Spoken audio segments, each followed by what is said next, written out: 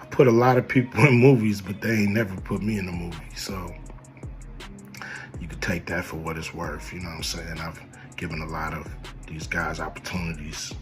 He told you the story about when the movie came out. Where did he say he watched it? At home. He wasn't even at the premiere. You telling this man, you stole that. Oh, so he could get his name in the same sentence with a great one. It is sad. He was just that bitter when we were shooting it. He told everybody, it should have been my role. Everybody on the scene. Why do you think no cast member has ever said anything? He couldn't have played that role like you. I thought he was... Sir, no one... Why no... He was with KD? He beat up Terry Crews? Why nobody know this story? You talking about in Hollywood, they switched off roles. You take this and he... What? So Ricky Smiley knows this. And I don't know why he would lose a child and come on the air and start lying. That's why people believe in rituals right there. It's because, well, why would he lie? I don't know why liars lie. But I can tell you this. We auditioned in Los Angeles. He was so egregious, not now, then. He was so egregious that, and Hollywood has never heard this in 100 years. He was so egregious, I put in my contract that I won't work with Ricky Smiley again unless he's in a dress. Now, what was Ricky Smiley's next movie? Was it First Sunday? Did he wear a dress in it? You bet he did. It's in my contract. Why would you put that in your contract, Cat? That's where he's a believable actor. What's cracking? It's your homie Ice Cube. Just wanted to address a few things. You know, everybody been checking out the internet. My man Cat Williams.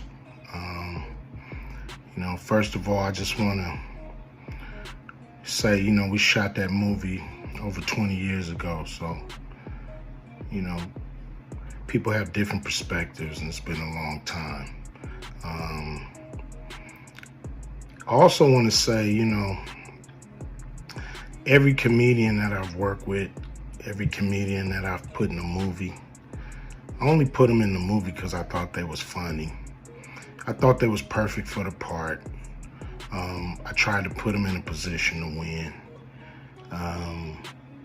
That's what it's all about, you know.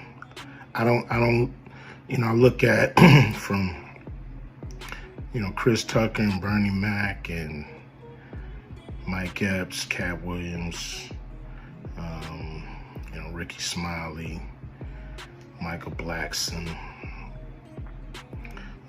Cedric, Kevin Hart.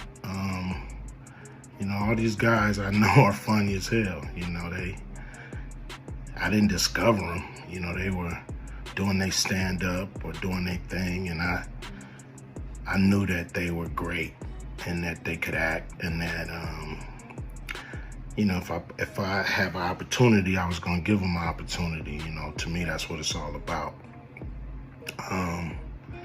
You know, as far as, you know, specific things, you know, Cat was 100 on a few things.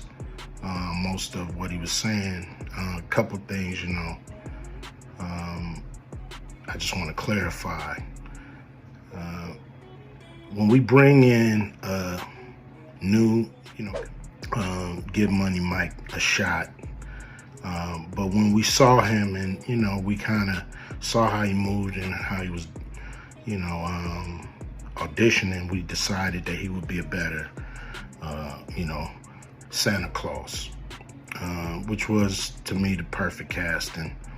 When we saw Mike, damn, I call him Money Mike. When we saw Cat, you know, when I saw him, I just knew that he was perfect for Money Mike.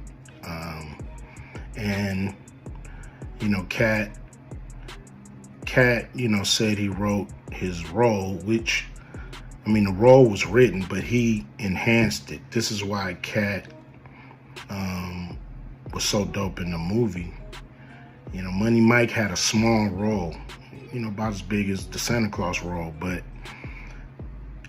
when we start filming, he was giving us such magic that we kept expanding his role and giving him more to do because he was on point. You know, when we shoot these movies,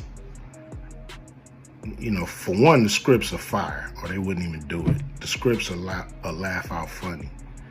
But we shoot the script, but once we get what we need from the script, we let the comedians ad-lib, riff, play with the words, do their thing. We give them a take where they can, or 2, 3 takes where they can go off and do what they feel. Sometimes it makes the movie, sometimes it don't. When somebody gives you jewels, you want to try to make sure that makes the movie. So in the movie, there's second thing I want to clear up. I would never shoot a rape scene in a movie, especially like Friday, where you actually see this happening on camera. That ain't my style. If you check out any of my movies, they not raunchy.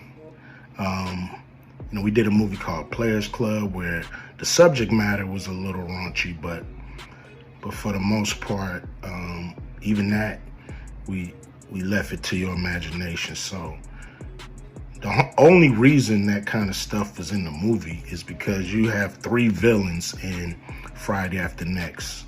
You have Santa Claus stealing presents. You have Damon, just got out of prison, sweating Craig and Day Day for the rent money. And then you have Money Mike, a pimp that treats his woman,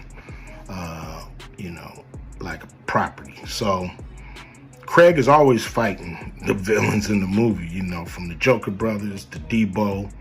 And so we already had Craig fighting Santa Claus. And the only real way to get rid of the other 2 villains was to have them go against each other. And the plier joke was always in the script. It was never, we would never ever show that. That's not my style if you look at any of my movies. So, that was never a discussion. We, at that point in everybody's career, we would listen to a certain extent, but we wasn't gonna change the movie for any actor. We do what we feel, and if it was a rape scene, it would have been in the movie. There was no reason not to shoot it. But that's not my style. I don't even like that kind of shit in movies, on camera. And so, that was, to me, a little discrepancy there.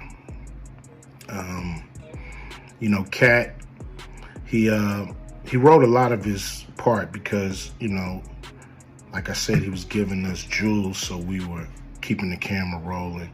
He was coming off the dome. He was coming prepared every day to steal the show. That was his mission. And, that's what he did, with the movie. And it launched his career, And I'm proud of the movie. I'm proud of all the guys who've, come through, a Q Vision production and went on to do bigger and better things. And look, a lot of people are talking about pay and how much they was paid on these movies that were extremely low budget. Most of these guys work a couple of days, and when you're doing a movie, there's over 100 people working on the movie that need to get paid. Most of them got to get paid every day.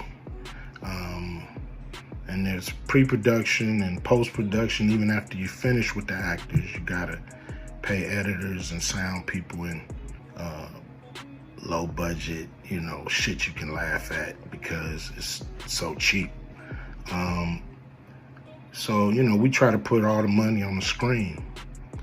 And so any actor that's mad at what they got paid, just look at what you was doing. Look at where your career was at the time. Take a look at where it is now. And Friday has something to do with that, I believe. And I still act, so I'm waiting for a call. I ain't got to produce everything or write everything. I got love for all the comedians that I've worked with. Got, you know, much love for Cat. You know, he spoke up for me a lot. And I just wanted to be clear and clarify some things. And shit, man. I hope y'all have a good 2024. Yeah. Have you said your goodbyes? You better not come back to haunt me. I hate when that happens.